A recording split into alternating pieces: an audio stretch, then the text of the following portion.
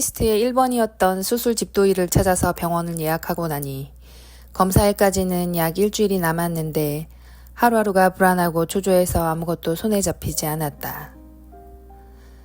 누구라도 붙들고 불안해서 미칠 것만 같다고 하소연하고 싶었지만 멀쩡하게 건강한 사람들이 암 진단받은 사람의 마음을 이해해 줄 리가 만무했다.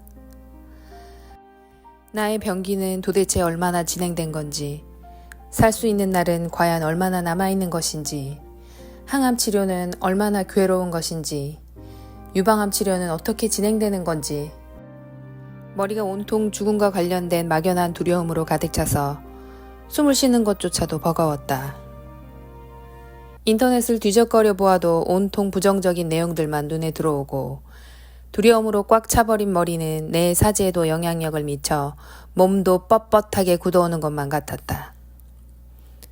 살면서 가장 한심하게 생각했던 사람들이 두려움에 갇혀 아무것도 실행하지 못하는 사람들이었는데 내가 지금 딱 그 꼴이었다. 어떤 어려운 일이 닥쳐도 잘 해결해 왔던 나인데 죽음의 문턱 앞에서는 나 역시 그저 한없이 나약한 미물일 뿐이었다. 그렇다고 두려움에 갇혀 아무것도 안 하고 두 손 두 발 놓고 죽음을 기다리고만 있을 수는 없었다. 아이가 있고 살아야 했다. 이런 위기의 상황에 내가 40을 넘어선 나이라는 것은 참으로 다행인 일이었다. 두려움에 사로잡힌 마음을 진정시키기 위해서 심호흡을 했고 집중해서 내가 컨트롤할 수 있는 것들만 생각했다.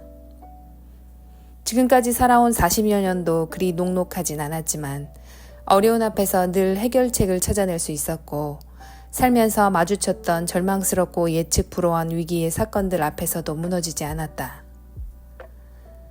40이 넘은 나이이기에 그나마 암 앞에서 조금은 덜 당황할 수 있었고 치열하게 살아온 40년이란 세월이 있었기에 죽음을 덤덤히 바라볼 수도 있었다. 아이가 걱정이 됐고 어머니가 놀라실 것을 생각하니 가슴이 메었지만 다행히 당장 죽는 것은 아니었다. 아직 생존할 수 있는 시간이 남아있고 내가 생각하는 것보다 훨씬 더 오래 살게 될 수도 있는 일이었다.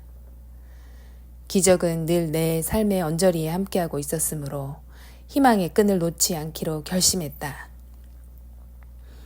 그리고 온 정신을 집중해 투두리스트의 두 번째인 나에게 도움이 될 만한 사람들을 찾기 시작했다. 지금 가족들이나 가까운 지인들에게 알리면 불안과 걱정이 훨씬 더 커질 것이 분명했으므로 우선은 내가 안정을 찾아야 했고 내 마음이 단단해져야 했다. 개인적으로 눈물 콧물 흘리며 보는 드라마도 딱 질색이다. 하물며 나로 인해 주변인들이 눈물 흘리며 슬퍼하는 건 성격상 더욱 견딜 수 없을 것 같았다.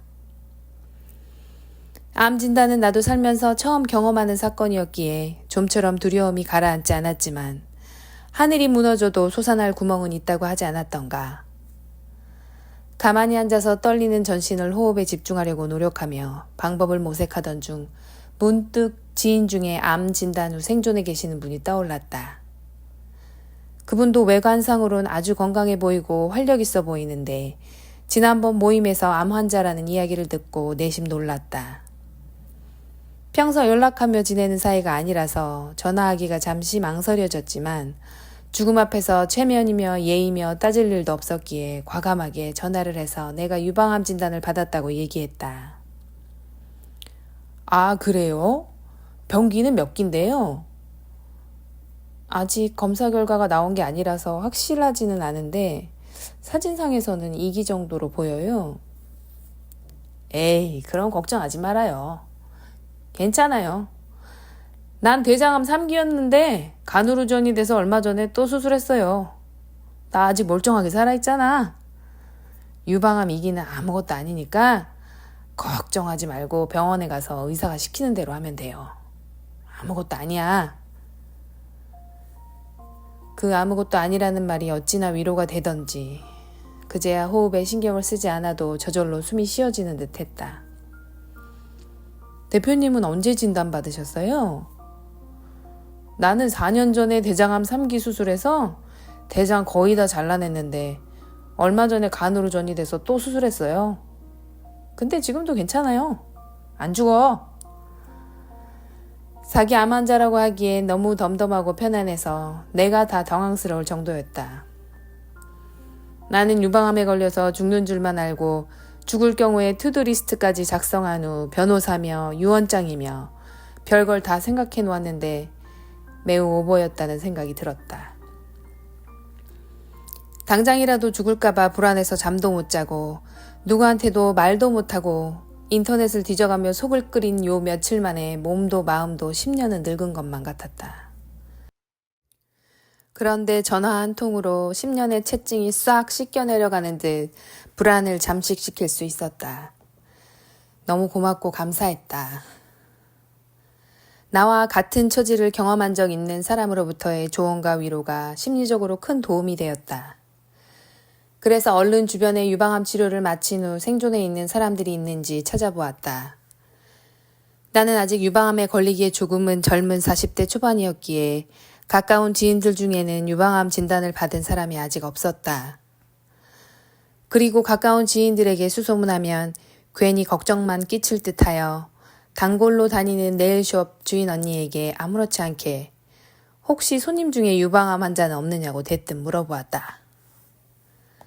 제주도의 중심 상권에서 오랜 기간 네일숍을 운영해 왔으니 별의별 고객들이 다 있지 않을까 싶어 던진 말에 주인 언니는 얼른 단골 손님 중에 얼마 전까지 유방암 치료를 받은 사람이 있다고 알려줬다. 뜻이 있는 곳에 길이 있는 법이다. 흔쾌히 전화통화를 허락해준 유방암 환우분의 나이는 50대 후반이었다. 내가 이래저래 해서 유방암 진단을 받게 되었다고 얘기하니 너무도 친절하게 본인의 치료 과정에 대해서 상세히 이야기해 주셨다. 본인은 림프에서도 암세포를 몇 개 떼낸 유방암 3기 환자라고 했고 치료받은 병원에서부터 담당 의사, 치료 기간, 치료 과정까지 내가 묻는 질문에 하나도 소홀하지 않게 세세히 답변해 주셨다. 특히 궁금했던 건 가장 두려운 항암 치료에 대한 것들이었는데 항암 부작용에 대해서도 너무 적나라하게 설명해 주셔서 무서웠지만 마음의 준비는 할 수 있게 되었다. 무슨 일이든 알고 시작하는 것과 모르고 시작하는 것에는 큰 차이가 있으니 말이다. 전체 치료 기간은 정확히 1년 6개월이 걸렸고 항암은 죽을 만큼 힘들었다고 했다. 구토도 심해서 잘 먹지 못했고 머리카락이 빠지는 것은 물론이거니와 항암의 횟수가 진행될수록 발바닥이 아파서 걸을 수가 없었다고 했다. 손톱 발톱이 다 빠지고 본인은 항암 치료 중에 응급실에도 여러 번 실려갔었다고 했다. 지금은 치료가 모두 종료되어 살 것 같다고 했고 죽을 것 같이 힘들었지만 죽지는 않더라고 얘기해 주었다.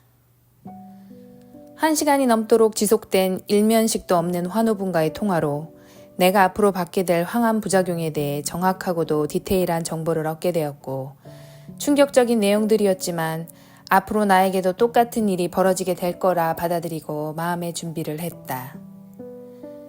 그렇게 마음의 안정을 찾은 후 비로소 투두 리스트의 4번째인 지인들에게 연락해서 나의 유방암 진단에 대해 알렸고 놀라서 당황하던 지인들도 내가 덤덤하게 괜찮다고 하니 되려 안심하는 눈치였다.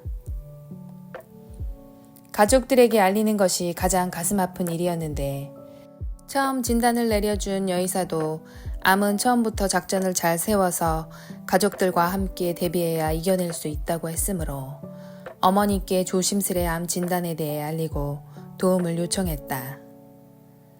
늘 내 인생의 나침반이 되어주셨던 어머니는 침착하고 굳건하게 나의 투병 동지가 되어주시기로 약속하셨다. 작전은 세워졌고 전장으로 돌진하는 일만 남았다.